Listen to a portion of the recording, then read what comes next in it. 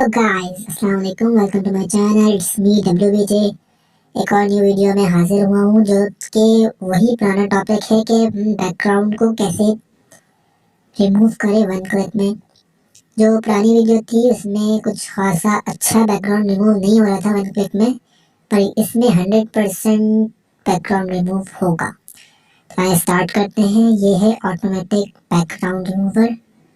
एक ऐप्स है जिसकी लिंक मैं डिस्क्रिप्शन में डाल दूंगा, आप उठा लीजिएगा वहाँ से प्ले स्टोर से। ये मैं एक रैंडम पिक सेलेक्ट कर लेता हूँ।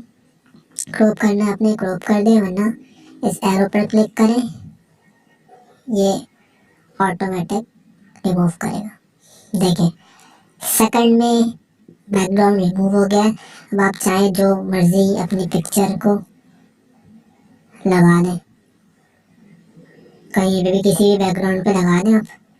और ये देखें भाई, ये बंदा बर्फ वाली जगह पर पहुंच गया। ये काफ़ी इफेक्टिव है, इसको आप भी डाउनलोड करके यूज़ करके देख लें। मुझे तो थोड़ी बेहतर लगी पिछली वाली ऐप से ये।